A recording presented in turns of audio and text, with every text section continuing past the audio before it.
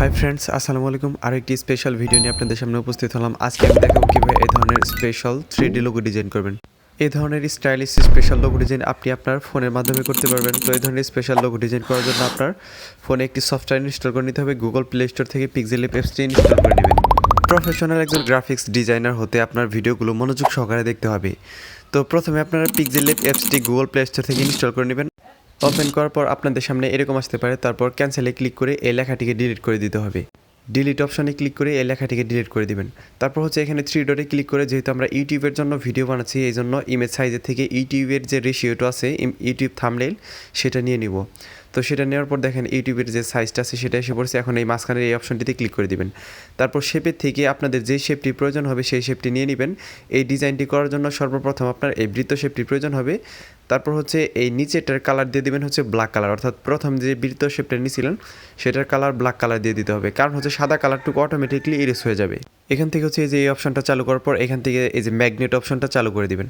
তারপর এটাকে দেখেন মাঝ বরাবর বসে গেছে। এখন এটাকেও টান দিয়ে ধরে এটার মাঝ বরাবর বসিয়ে দিবেন।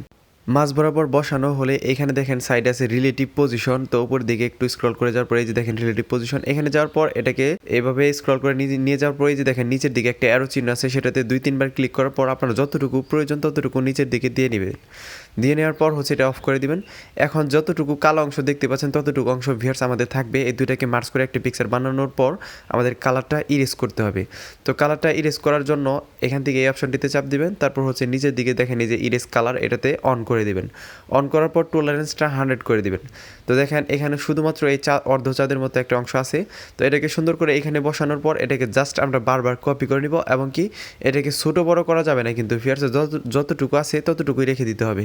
কিন্তু প্রত্যেকটার কালার আলাদা আলাদাভাবে দিয়ে দিতে হবে। এজন্য আমি ফার্স্ট এটার কালার একটা দিয়ে দিলাম, তারপর হচ্ছে এটার কালারও আরেকটা দিয়ে দিব। তো এটাকে এরকমভাবে আপনার ভিউয়ার্স কালারটা দিয়ে দিতে হবে, কারণ হচ্ছে যে এটা কালার যদি আপনি এক একটার কালার এক এক রকম না দেন সেক্ষেত্রে আপনার ডিজাইনটি কিন্তু প্রিমিয়াম ক্যাটাগরি মনে হবে না, এবং কি সুন্দর একটা আকর্ষণীয় ডিজাইন হবে না। তো এরকমভাবে বাঁকানোর পর সুন্দর করে বসিয়ে দিবেন। এই যে নিচের দিকে যে বাঁকা অপশনটা দেখতে পাচ্ছেন, এটাতে চাপ দিয়ে ধরে যেরকমভাবে আপনি বাঁকানো সম্ভব সেরকমভাবে বাঁকিয়ে দিতে পারবেন। তো এটাকে কপি করার পর এটার কালারও অন্য একটা দিয়ে দিতে হবে। তো কালার অপশনে যাওয়ার পর প্রত্যেকটার কালার কিন্তু ভিউয়ার্স একইভাবে দিতেছি, এরকমভাবে আপনারা কালারগুলো দিয়ে নেবেন। তারপর হচ্ছে আবার এটাকে সুন্দর করে পজিশন দেখিয়ে বসিয়ে দেবেন। এরকমভাবে বারবার কপি করবেন এবং কি কালারটা চেঞ্জ করে এখানে বসিয়ে দেবেন। তো আমি জাস্ট হচ্ছে দেখেন প্রত্যেকটার কালার কিন্তু আলাদা আলাদা কালার দিয়ে দিতেছি। তো এখানে অনেকগুলো কালার পেয়ে যাবেন, যেখান থেকে বিভিন্ন ধরনের কালার আছে। তো সেখান থেকে আপনারা কালারগুলো ইউজ করতে পারবেন। তো দেখেন এখন কালার দেওয়া শেষ, এটাকে জাস্ট ভালোভাবে অ্যাডজাস্ট করে বসিয়ে দেওয়ার পর আমার ডিজাইনটি মোটামুটি হয়ে যাবে। তারপর জাস্ট একটা লেখা অ্যাড করতে হবে। তো আমরা যে নামটি ডিজাইন করবো সেই নামটি মাঝখানে বসিয়ে দেবো, তাহলেই কিন্তু আমাদের ডিজাইনটি হয়ে যাবে। তো কীভাবে সেই নামটি ডিজাইন করবেন এবং কি সেই লেটারগুলো ডিজাইন কীভাবে দেবেন আমি সেই প্রসেসটি দেখিয়ে দেবো। তার আগে এটা মার্ক করে একটা পিকচার বানিয়ে নিই, যাতে এটা নাড়াচাড়া না লেগে নষ্ট না হয়ে যায়। তো দেখেন এখানে একটা পিকচার হয়ে গেছে। তারপর হচ্ছে এখন মাঝখানের যে লেখাটি আছে, আপনি যে নামটি ডিজাইন করবেন সেই নামটি লেখার জন্য ভিউয়ার্স আপনি এতে ক্লিক করবেন। এতে ক্লিক করার পর এই প্লাস আইকনে ক্লিক করে এখানে ডাবল ট্যাপ করে আপনি যে নামটি লিখতে চান সেই নামটি লিখে নেবেন। তো আমি জাস্ট একটি ডেমো নেম লিখে দেখাচ্ছি, আপনারা আপনাদের নাম বা আপনাদের পছন্দের নামটি এখানে লিখে নেবেন। তো আমি একটা স্পেস দিয়ে দিচ্ছি এখানে। তো এখানে টেক্সটের সাইজের থেকে এই লেখাটিকে বড় করে নিতে হবে। তো টেক্সটের সাইজের থেকে আপনার যতটুকু প্রয়োজন ততটুকু নিয়ে নেবেন, কিংবা হচ্ছে আপনার এই ডটগুলোতে টান দিয়েও কিন্তু আপনি এই লেখাটিকে বড় করতে পারবেন। তারপর হচ্ছে যে এই যে ফন্টে যাবেন, এখানে দেখেন মাই ফন্টে কিন্তু কোনো ফন্ট থাকে না, সবগুলো ফন্টই অ্যাড করা হয়েছে। কীভাবে পিক্সেল ল্যাবে ফন্ট অ্যাড করবেন এ নিয়ে আমার চ্যানেলে ভিডিও আছে, ভিডিও লিঙ্ক ডেসক্রিপশন বক্সে এবং উপরের দিকে তাকান একটা লেখা আসছে আই বাটন, সেখানে দিয়ে দিব, সেখানে ট্যাপ করে আপনারা দেখে নেবেন। দেখেন কত সুন্দর প্রিমিয়াম ক্যাটাগরি একটা ফন্ট। তো এটাকে কালার দিয়ে দেবো ভিউয়ার্স, যেহেতু আমরা এখানে কাস্টম কালার ইউজ করছি, অর্থাৎ এক একটার কালার এক এক রকম দিছি। তো এখানেও আমরা লেখাটির কালার এক এক ধরনের কালার দিয়ে দেবো, তাহলে আমাদের লেখাটি এরকম ডিজাইনের মধ্যে একটা অ্যাডজাস্ট হয়ে যাবে, অর্থাৎ সুন্দর একটা প্রিমিয়াম ক্যাটাগরি ডিজাইন হয়ে যাবে। তো এভাবে আমি কালারটা দিয়ে নিলাম ভিউয়ার্স, আপনারা এরকমভাবে কালারটা দিয়ে নেবেন।